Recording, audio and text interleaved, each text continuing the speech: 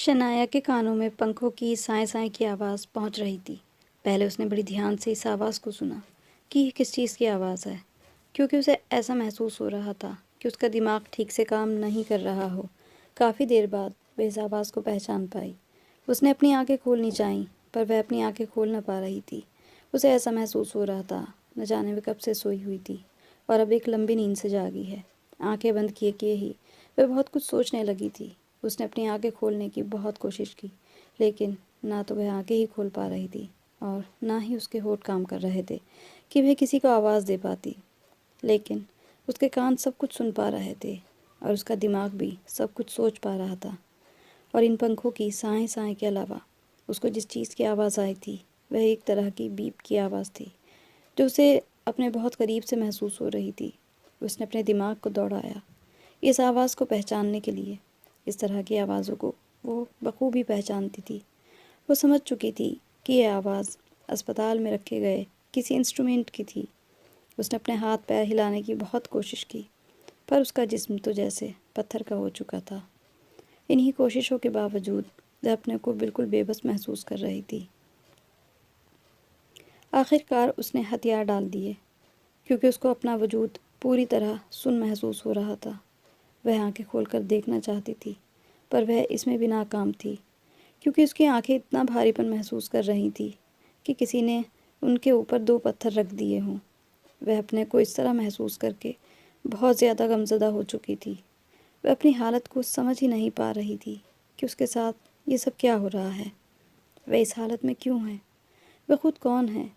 यहाँ तक कि वह ये सवाल भी खुद से कर रही थी, पर उसे तो कुछ भी याद नहीं आ रहा था। उसने अपने दिमाग पर बहुत ज़्यादा जोर डाला, पर नाकाम रही। यही सारी सोच उसके दिमाग में तेज़ी से दौड़ रही थी कि उसकी आंखों से आंसू बहने शुरू हो गए थे, जो उसके कानों के पास से होते हुए तकिए पर गिर रहे थे। तभी शनाया को दरवाज़ा खोलने की आहट सुनाई दी। कोई चलता हुआ उसके पास आया।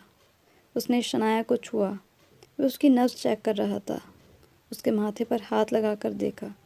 तभी उसने एक चिल्लाहट के साथ डॉक्टर को आवाज़ दी। डॉक्टर, डॉक्टर, यहाँ देखिए, इस लड़की की आंखों से आंसू निकल रहे हैं। कुछ ही देर बाद वहाँ पर डॉक्टर्स आए और शनाया के चारों तरफ शायद डॉक्टर की भीड़ थी। उसके चारों तरफ कई लोग एक साथ बोल रहे थे।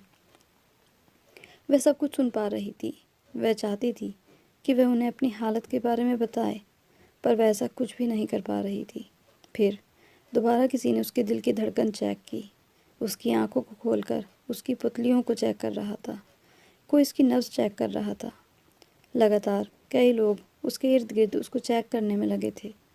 थोड़ी ही देर बाद वह शोर कम होता चला गया, लेकिन शायद कमरे में अभी भी एक दो लोग थे। तभी शनाया को अपने माथे पर किसी के हाथ का एहसास हुआ था। उसके साथ ही किसी की आवाज़ आई थी कि डॉक्टर, आज जो हुआ वह नहीं होना चाहिए था। हमें कैसे भी करके इसको रोकना होगा। वह तो शुक्र है कि हमें वक्त पर पता हो गया, वरना अगर ये लड़की होश में आ जाती तो तुम्हें तो पता है ना क्या हो सकता था। हमारी खड़े खड़े ही नौकरी चली जाती और उसके साथ ही साथ हमारी इज्जत भी खाक में मिल जाती। अब अलग से हमें इसका बहुत ज़्यादा ध्यान रखना होगा। इसके आंसू निकलने का मतलब जानते हो ना कि ये किस कंडीशन में होता है।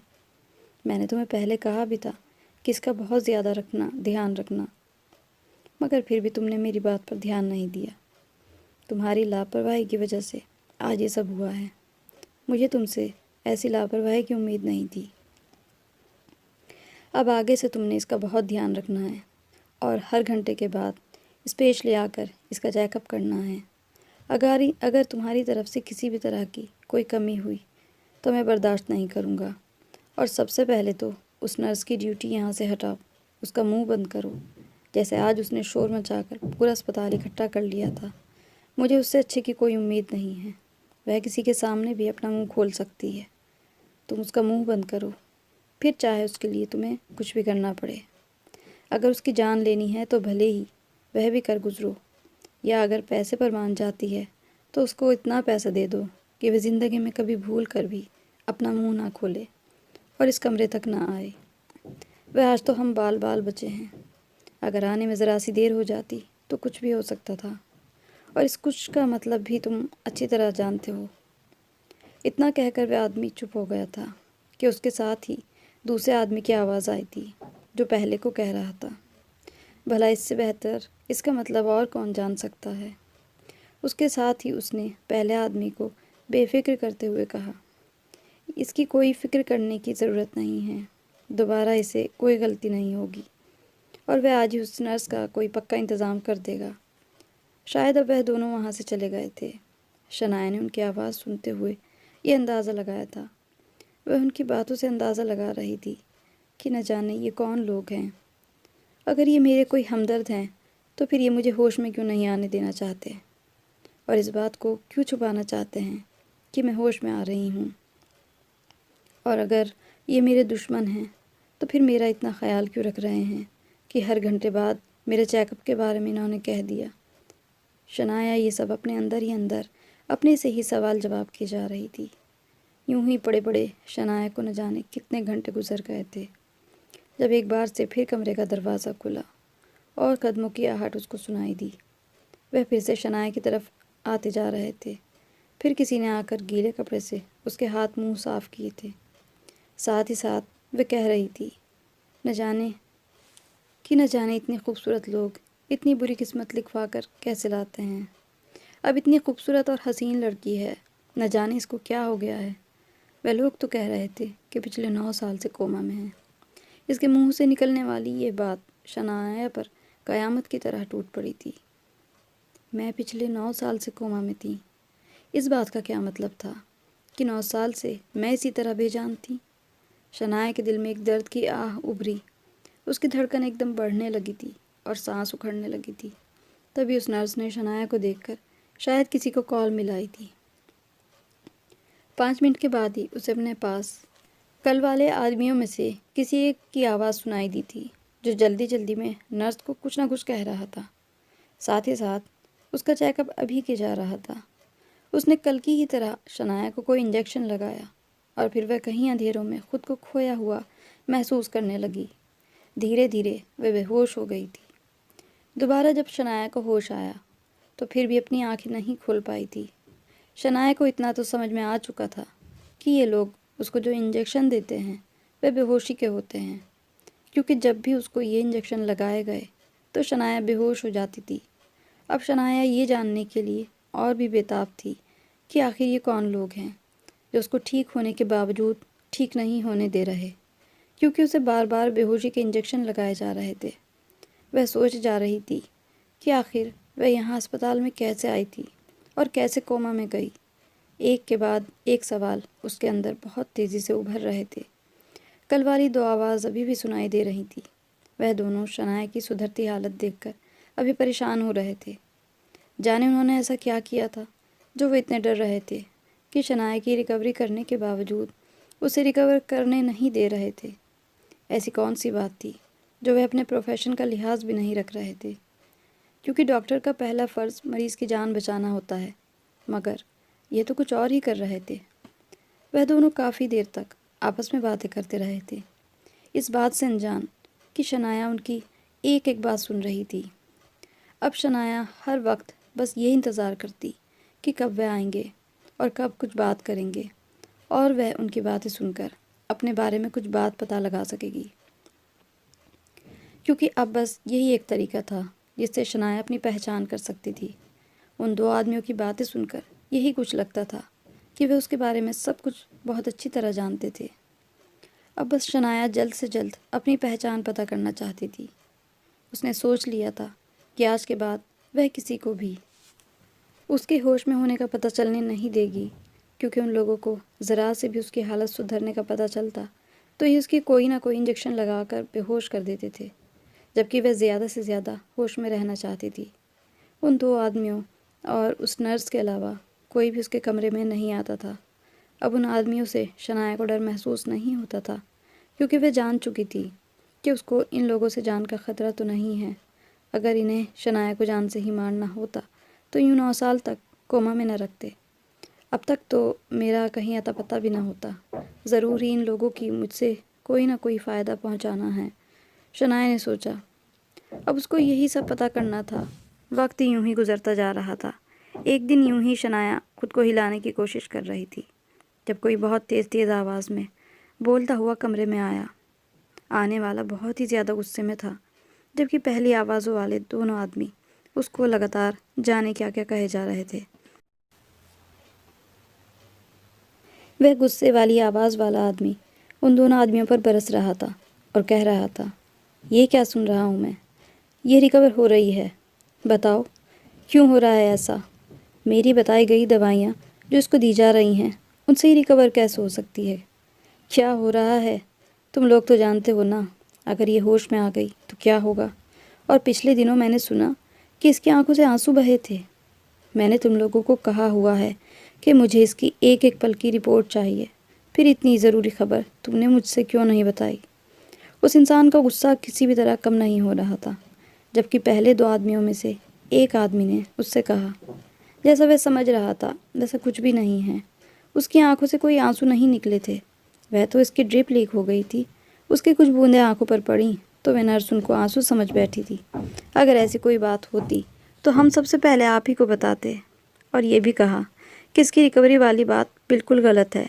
इसमें कोई रिकवरी नहीं आई है, बिल्कुल पहले ही जैसी है, एक जिंदा लाश की तरह, बस सिर्फ सांसें ही चल रही हैं। उन तीनों की बहस जारी थी, इस बात से बिल्कुल बेखबर कि शनाया उनके एक एक लफ्ज़ को सुन पा रही थी।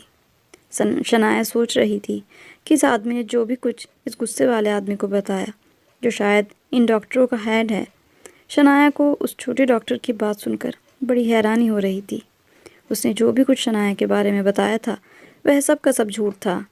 तभी शनाया को अपने गले पर किसी के हाथ का दबाव महसूस हुआ, जिसने एक पल में शनाया को उसकी पहचान करा दी थी। तभी शनाया को अपनी गुजरी हुई ज़िंदगी का एक एक पल याद आ गया था। तब शनाया ने एक झटके से आंखें खोल ली थी और 1 मिनट से पहले ही अपने ऊपर झुके हुए उस आदमी को अपनी पूरी ताकत लगाकर खुद से दूर किया था। शनाया को होश में आता देखकर कमरे में मौजूद तीनों डॉक्टर्स हैरान थे। उन तीनों को शनाया अच्छी तरह जानती भी थी और पहचानती भी थी। शनाया की बॉडी ने काम करना शुरू कर दिया था। शनाया बहुत तेज़ी से उठकर बैठी थी। अगर वह ऐसा ना करती तो यह ऐसा करने में उसे अपने पूरे जिस्म में एक दर्द भरी लहर उठती हुई महसूस हुई थी। मगर उस वक्त शनाया को हिम्मत करनी थी। उसे होश में आता देखकर वे डॉक्टर उस इंसान की तरफ बढ़े थे जिसे शनाया ने धक्का देकर खुद से दूर किया था। अब वह फटी फटी आंखों से देख रहा था। जैसे ही उसकी नज़र उन दूसरे डॉक्टर्स पर पड़ी जो खतरनाक तेवर लिए उसकी तरफ बढ़ रहे थे, वह एकदम से भागता हुआ कमरे से निकल गया। एक आदमी फ़ौरन उसके पीछे दौड़ा था, जबकि दूसरे को शनाया ने पुलिस को बुलवाने को कहा था, क्योंकि जो कुछ हो चुका था वो बहुत ज़्यादा था। अब शनाया इस शख्स को बचाव का मौका नहीं दे सकती थी। एक बार पहले भी उस पर भरोसा करके शनाया बहुत बड़ी गलती कर चुकी थी, जिसका नतीजा उसकी ये हालत थी। कुछ ही देर में पूरे अस्पताल में भगदड़ मच चुकी थी, क्योंकि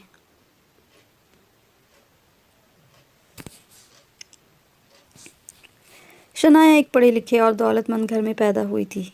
उसके पापा हालांकि बहुत रईस इंसान थे। शहर में उनका अपना प्राइवेट हॉस्पिटल था जिसमें लोगों का इलाज बिल्कुल फ्री किया जाता था। शनाया के पापा बहुत अच्छे और नेक दिल इंसान थे। वह बिना किसी लालच के लोगों की मदद करते थे। इतने अमीर होने के बावजूद भी उनमें कोई घमंड तक न था। इसीलिए पूरे शहर में शनाया के पापा और उनके अस्पताल का बड़ा नाम था। जो एक बार शनाया के पापा डॉक्टर मलिक से मिल लेता, वह हमेशा उन्हीं का हो जाता और हमेशा उन्हीं को याद रखता। शनाया की माँ गुलनाज हालांकि एक गरीब घर की लड़की थी। गुलनाज के पिता जिंदा नहीं थे, जबकि माँ कैंसर की लास्ट स्टेज पर थी। गुलनाज अपनी माँ के साथ डॉक्टर मलिक के अस्पताल में आती रहती थी। शनाया के पापा डॉक्टर मलिक उनके बैकग्राउंड और उनके हालात को खूब अच्छी तरह जान गए थे कि किस तरह वे अपनी माँ का इलाज कर रही हैं। लेकिन डॉक्टर मलिक उनके इलाज के साथ साथ उनकी पैसों से भी मदद कर दिया करते थे। कई बार डॉक्टर मलिक ने उनको कहा भी कि किराए का घर ले लें, लेकिन गुलनाज की माँ नहीं मानी थी। वे जिस घर में रहती थी उस घर को अच्छा समझती थी कि अगर उनको कुछ हो गया तो उनकी बेटी उस घर में आराम से रहेगी। मगर वह यह नहीं जानती थी कि वे जिस घर को अच्छा समझ रही थी उसमें हर रोज़ कैसे गुलनाज को परेशान किया जाता था। एक दिन गुलनाज अपनी माँ को लेकर हॉस्पिटल आई तो उनकी बहुत ज़्यादा तबीयत ख़राब थी।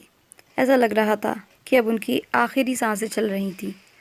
डॉक्टर मलिक उनके पास गए तो गुलनाज की माँ ने उनके आगे हाथ जोड़ दिए कि वह मेरी बेटी यानी गुलनाज से शादी कर लें, क्योंकि वह जानती थी कि उनका आखिरी वक्त आ पहुंचा है। गुलनाज की माँ जान गई थी कि उनकी बेटी अपने घर में महफूज नहीं है। शनाया के पापा डॉक्टर मलिक तो सबको खुशियाँ देने की कोशिश ही करते थे, इसीलिए शनाया की नानी की बात भी मान ली, क्योंकि उनको डॉक्टर मलिक अपनी माँ की तरह मानते थे और उनकी हर बात का बहुत मान भी रखते थे। उनको अपनी माँ के जैसा ही उनसे लगाव था। यूँ उनकी खुशी की खातिर शनाया के पापा डॉक्टर मलिक ने शनाया की माँ गुलनाज से शादी कर ली। उसके बाद शनाया की नानी ने हमेशा हमेशा के लिए ये दुनिया छोड़ दी। हालांकि शनाया की माँ एक बहुत गरीब घर से थी, लेकिन उसके पापा ने कभी भी उनको ये एहसास नहीं होने दिया कि वे किसी गरीब घराने की हैं और किसी अमीर घर में अब वे रह रही हैं। डॉक्टर मलिक ने अपनी बीवी को हमेशा बहुत प्यार और इज्जत दी। उनकी ज़िंदगी यूं ही खुशियों से गुजर रही थी। शादी के 3 साल बाद शनाया का जन्म हुआ। शनाया की पैदाइश से उनके घर में खुशियां ही खुशियां फैल गई थी। शनाया के पिता डॉक्टर मलिक चाहते थे कि शनाया बड़ी होकर वह भी उन्हीं की तरह एक रहमदिल डॉक्टर बने और उनके बाद उनके अस्पताल का नाम यूं ही उन्हीं की तरह रोशन करे। वो उसे बचपन से ही डॉक्टर शनाया कहकर पुकारते थे। शनाया की माँ की ख्वाहिश थी कि उनका बेटा हो और वह मिलिट्री ज्वाइन करे और अपने देश के लिए लड़े। उसकी माँ का ख्वाब पर ख्वाब ही रहा था, क्योंकि शनाया के पैदा होने के कुछ साल बाद ही शनाया की माँ को हार्ट अटैक आने की वजह से इस दुनिया से चल बसी और शनाया और उसके पिता को अकेला छोड़ गई। शनाया तो अपने माँ बाप पर जान देती थी। माँ के जाने के बाद उसकी दिमागी हालत पर बहुत बुरा असर पड़ा था। वह बहुत ज़्यादा बीमार हो गई थी और 1 महीने तक अस्पताल में एडमिट रही थी। माँ की जुदाई को बर्दाश्त नहीं कर पा रही थी। यही हाल उसके पापा का भी था, लेकिन वह उसकी खातिर खुद को संभाले हुए थे। लेकिन शनाया की हालत देखकर वह बहुत ज़्यादा परेशान और दुखी थे। तब उसके पापा को कई लोगों ने दूसरी शादी की सलाह दी थी। डॉक्टर मलिक दूसरी शादी करना तो नहीं चाहते थे, मगर अपनी बेटी की हालत देखकर उन्हें ये कदम उठाना ही पड़ा। शनाया के पापा जैसे करोड़पति इंसान के लिए तो लाखों रिश्ते थे, मगर उसके पापा को किसी समझदार औरत से शादी करना चाहते थे जो शनाया को संभाल सके, उसे माँ का प्यार दे सके, उसकी देखभाल बहुत अच्छे से कर सके। इसी सोच को नज़र में रखते हुए उसके पापा ने एक बेवा औरत से शादी कर ली, जिसका एक 13 साल का बेटा भी था। शनाया की सौतेली माँ और सौतेला भाई दोनों ही अच्छे थे। सौतेली माँ शनाया का पूरा ख्याल रखती थी और उससे बहुत मोहब्बत भी करती थी। जल्दी ही उसके साथ शनाया घुल मिल गई थी, लेकिन अपनी सगी माँ को अपने दिल से ना निकाल पाई थी। वक्त यूं ही गुजरता रहा और शनाया अपने पापा की ख्वाहिश के हिसाब से डॉक्टरी की पढ़ाई पढ़ने लगी और हाउस जॉब पर लग गई। दूसरी तरफ उसका सौतेला भाई इस फील्ड में आना चाहता था, मगर वह पढ़ाई में काफ़ी ज़्यादा कमज़ोर होने की वजह से उसके पापा उसको सॉफ्टवेयर इंजीनियरिंग के लिए कहने लगे थे। एक दिन शनाया के पापा उसको उसके सौतेले भाई से कहने लगे, मैंने तुम्हारा एडमिशन लंदन की यूनिवर्सिटी में करा दिया है। ये सुनकर उसके भाई के चेहरे की हवाएं उड़ने लगीं।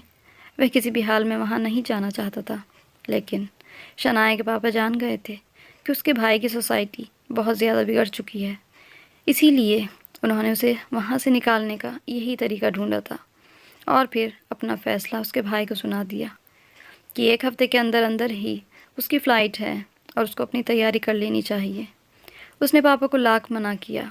वह बाहर जाकर पढ़ना नहीं चाहता था, मगर शनाया के पापा ने उसकी बात न मानी, क्योंकि उसके पापा दोनों ही बच्चों को कामयाब देखना चाहते थे। शनाया की सौतेली माँ ने घर में बहुत रोना डाला हुआ था। वह भी भाई को खुद से दूर नहीं करना चाहती थी, पर शनाया के पापा ने अपनी बीवी को समझाया कि वह ये सब उसके भले के लिए ही कर रहे हैं, ताकि वह अपने पैरों पर खड़ा हो जाए और अपना फ्यूचर अच्छा बना सके, वरना जो उसकी हालत है उसको कहीं भी नौकरी नहीं मिलेगी। इस पर उसकी सौतेली माँ फिर बेटे की हिमायत में बोल पड़ी कि क्या ज़रूरत है नौकरी की, ये सब कुछ उसी का तो है, उसकी 7 नस्लें भी बैठकर खाएंगी तो कुछ कमी नहीं होगी। शनाया के पापा को उसकी माँ की बात सुनकर बहुत दुख हुआ था, मगर उन्होंने अपना इरादा फिर भी नहीं बदला था। यूँ ज़िंदगी आगे बढ़ने लगी। एक दिन शनाया के पापा ने वकील को बुला लिया। ये शाम का वक्त था। शनाया वहाँ जॉब से वापस आई तो देखा कि उसकी सौतेली माँ बहुत ज़्यादा परेशानी की हालत में लॉन्च में इधर उधर टहल रही थी। फ़ौरन वह उसके पास पहुँची और उससे पूछा, क्या बात है? तो उसने कहा, कुछ नहीं, काफ़ी दिनों से मेरे बेटे का फ़ोन नहीं आया, बस इसीलिए परेशान हूँ। शनाया ने अपनी माँ से कहा कि वह परेशान ना हो, मैं अभी पापा से कहकर उसका पता करवाती हूँ। फिर शनाया ने अपने पापा के बारे में पूछा तो उसने बताया वह स्टडी रूम में हैं। शनाया भी सीधा स्टडी रूम की तरफ आ गई थी, जहाँ से वकील निकल कर जा रहा था। उसने अपने पापा से पूछा, ये सब क्या है? आपने वकील को क्यों बुलवाया था? तो उसके पापा ने कहा कि आज उन्होंने अस्पताल उसके नाम कर दिया है, आज से वही अस्पताल की इंचार्ज होगी। ये कहने के साथ ही उसके पापा ने एक फ़ाइल उसको दी और कहा कि बेटा, मैंने ये हॉस्पिटल बहुत बहुत ज़्यादा मेहनत करके बनाया है। ये मेरी बहुत बड़ी ख्वाहिश थी। ये सच है कि इसको बनाने में तुम्हारे दादा ने मेरी बहुत मदद की, मगर इसके बाद भी मेरी इस पर बहुत मेहनत है और मैं चाहता हूँ तुम भी इस पर ऐसे ही मेहनत करो। मैंने इस अस्पताल को अपने बच्चों की तरह पाला है, कभी इस पर कोई उंगली उठने नहीं दी। मुझे उम्मीद है कि तुम भी ऐसा ही करोगी और पूरी ईमानदारी से अपना काम करोगी और मेरी अमानत की भी हिफाजत करोगी। इसके अलावा आज से ये घर भी तुम्हारे नाम है और कुछ जायदाद भी, जबकि हमारा ख़ानदानी बिजनेस में तुम्हारे सौतेले भाई अफसान के नाम कर दिया है। मुझे उम्मीद है तुम्हें इस बात से कोई एतराज़ नहीं होगा। शनाया ने मुस्कुराकर अपने पापा के हाथ थाम लिए और फिर अपने पापा से कहा, पापा, मैं बहुत छोटी हूँ, इतना सब कुछ अकेले नहीं संभाल सकती हूँ। तो उसके पापा ने कहा, मैं तुम्हारे साथ हूँ, मैं हर कदम पर तुम्हारे साथ हूँ। शनाया बहुत खुश थी। ये खुशी इस बात की नहीं थी कि उसको दौलत मिल गई थी, बल्कि खुशी इस बात की थी कि उसके पापा ने उसे इस काबिल समझा था, उस पर भरोसा किया था। उसने अपने पापा से वादा किया था कि उनका भरोसा कभी नहीं तोड़ेगी, मगर उसके गुमान में भी नहीं था जो उसके साथ होने वाला था। जैसे ही उसने अस्पताल की जिम्मेदारी हाथ में ली, 2 महीने बाद ही अस्पताल में गैर कानूनी काम होने लगे थे। हर तरफ से शिकायत पर शिकायत मिल रही थी। कुछ समझ नहीं आ रहा था कि क्या हो रहा था। उसके पापा इस बात को लेकर शनाया से बहुत ज़्यादा नाराज़ हो गए थे। अस्पताल में लोग कभी नकली दवाइयों की शिकायत लेकर आते तो कभी महंगी फ़ीस की। हालांकि शनाया ने तो कोई फ़ीस चार्ज नहीं की थी। वह तो अपने पापा के फ्री इलाज के अस्पताल को फ्री ही चला रही थी, मगर न जाने ये सब क्या हो रहा था। बहुत कोशिशों के बावजूद भी वह कुछ पता नहीं लगा पा रही थी। इसी दौरान उसके पापा को बहुत ज़बरदस्त हार्ट अटैक हुआ था और वह नाराज़गी में ही उससे दूर चले गए थे, जहाँ से उनको मनाकर वापस भी नहीं ला सकती थी। उसके बाबा की मौत के बाद वह बहुत अकेली हो गई थी। उसकी सौतेली माँ ने उसे संभाला। उसने अपने बेटे को भी लंदन से वापस बुला लिया था। उसके सौतेली भाई अफसान ने उसकी हालत देखते हुए कहा कि फ़िलहाल तुम अस्पताल ना जाओ, क्योंकि वहाँ के हालात ठीक नहीं थे। अगर अस्पताल में गई तो बीमार हो जाओगी। उसकी बात भी ठीक थी, मगर शनाया यूँ घर पर भी तो नहीं बैठ सकती थी। तब अफसान ने उससे कहा कि तुम कुछ दिनों तक घर पर ही आराम करो, तब तक मैं तुम्हारी जिम्मेदारी उठा लूँगा और अस्पताल के सारे इंतज़ाम देख लूँगा। शनाया उसकी मक्कारी को उसकी हमदर्दी समझ बैठी थी और उसकी बात मान ली। उसको नहीं पता था यह सब अस्पताल जाकर क्या क्या खेल खेल रहा था। उसकी तबीयत थोड़ी संभली तो उसने फिर से अस्पताल जाने का फ़ैसला किया, मगर उसकी सौतेली माँ और भाई ने उसे रोक लिया। वह फिर से उनकी फ़िक्र समझकर रुक गई थी, मगर शनाया नहीं जानती थी कि वह इस फ़िक्र की आड़ में उसके साथ कौन सा खेल खेल रहे थे। उसके बाद उसने जितनी मर्तबा भी अस्पताल जाने की कोशिश की, वह दोनों उसे रोक देते। अब शनाया को कुछ ना कुछ गड़बड़ लग रही थी। साथ ही वह अस्पताल से आने वाले एक डॉक्टर की कॉल ने उसको बहुत ज़्यादा शक में डाल दिया था। इसीलिए एक दिन उसने सोने का बहाना किया और घर से बिना बताए अस्पताल जाने के लिए निकल पड़ी। मगर जैसे ही वह अस्पताल पहुंची, उसकी बिल्डिंग के सामने रुककर उसकी बिल्डिंग को देखते ही उसकी हैरत की इंतहा न रही और उसको बहुत ज़बरदस्त झटका लगा। उसके पैरों तले तो ज़मीन ही निकल गई थी, क्योंकि अस्पताल जिस पर शनाया के पापा का नाम जगमगाता था, अब उसकी जगह उसके सौतेले भाई का नाम लिखा हुआ था। उसके पापा की तस्वीर हटाकर वहाँ सौतेले भाई की तस्वीर लगा दी गई थी। इस तरह अस्पताल के अंदर भी पूरा का पूरा मैनेजमेंट ही बदला हुआ था। महंगी दवाइयाँ, महंगे टेस्ट और इलाज की फ़ीस तो आसमानों से बात कर रही थी। सिर्फ चेकिंग फ़ीस हज़ारों से शुरू हो रही थी। उसका दिमाग ये सब देखकर चकराने लगा था। उसने जल्दी से रिसेप्शन से अपने भाई का पता पूछा और उसके कमरे की तरफ आई। उसका इरादा उसे दो टूक बात करने का था। अभी वह उसके दरवाजे पर ही पहुंची थी कि जब अंदर से आने वाली आवाज़ ने उसके कदम रोक दिए। उसका वजूद एकदम कांपने लग गया था। तब शनाया ने फ़ौरन अपना व्हाट्सएप खोलकर जल्दी से एक व्हाट्सएप वॉइस नोट वकील के नंबर पर भेजा था और उसके बाद दरवाज़ा खोलकर अंदर चली गई। उसे देखकर उसका सौतेला भाई के चेहरे का रंग उड़ चुका था, क्योंकि वह रंगे हाथों पकड़ा जा चुका था।